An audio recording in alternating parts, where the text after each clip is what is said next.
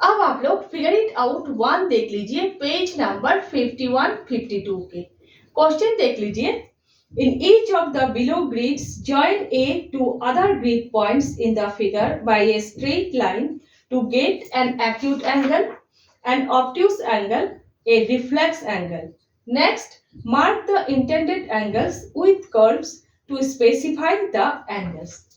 यहाँ पर बताया गया है इन सारे ग्रिड्स में पॉइंट ए को स्ट्रेट लाइन के जरिए दूसरे पॉइंट्स के साथ आप लोग कनेक्ट कीजिए ताकि एक्यूट एंगल बने, ऑब्ट्यूज एंगल्स बने और रिफ्लेक्स एंगल्स बने।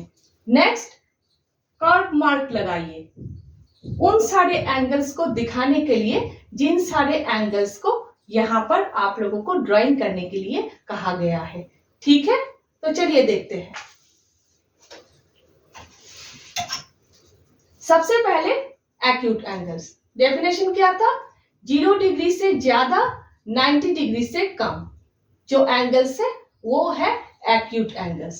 यहां पर देखिए ये लाइन दिए हुए हैं बुक में, ए इस लाइन का एंड पॉइंट है।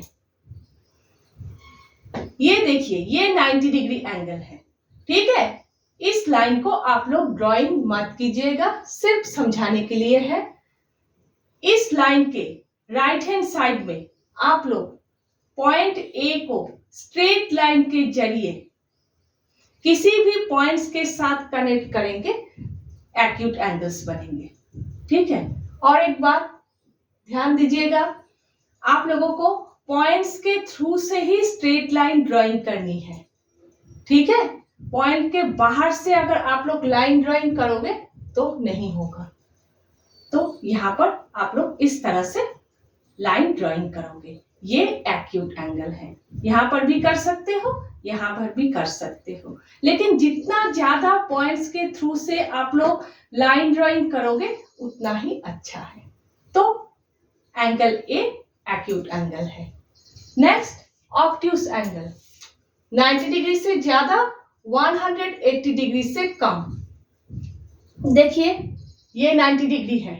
ठीक है, ये लाइन दिए हुए है, पॉइंट ए इस लाइन के एंड पॉइंट है, ये 90 डिग्री एंगल है, ये 180 डिग्री है। ठीक है, 90 डिग्री से ज्यादा, 180 डिग्री से कम। यहां पर पॉइंट ए को स्ट्रेट लाइन के जरिए आप लोग किसी भी पॉइंट्स के साथ कनेक्ट करेंगे, ऑब्ट्यूज एंगल्स बनेंगे। तो अभी बताया पॉइंट्स के थ्रू से ही स्ट्रेट लाइन ड्राइंग करनी है। ठीक है, तो ये इस तरह से कर्व मार्क लगाइएगा। ठीक है, एंगल ए ऑब्ट्यूज एंगल है। नेक्स्ट, यहां पर देखिए ये लाइन दिए हुए है, ये स्ट्रेट एंगल है, 90 डिग्री से ज्यादा, 180 डिग्री से कम, 90 डिग्री के लेफ्ट हैंड साइड में। तो आप लोग यहां पर ऑब्ट्यूज एंगल बनाइएगा और कर्व मार्क लगाइएगा।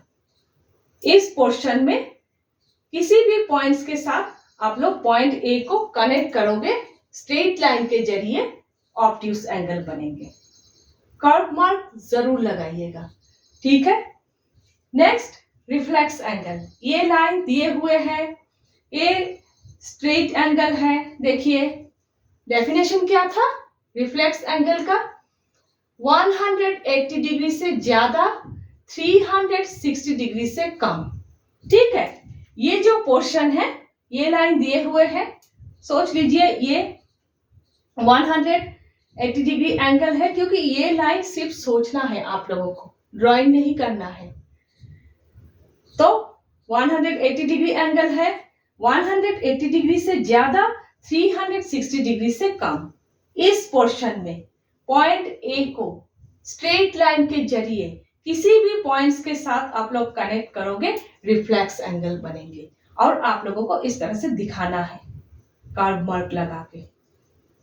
ठीक है, यहां पर ये लाइन दिए हुए है, ये स्ट्रेट एंगल है।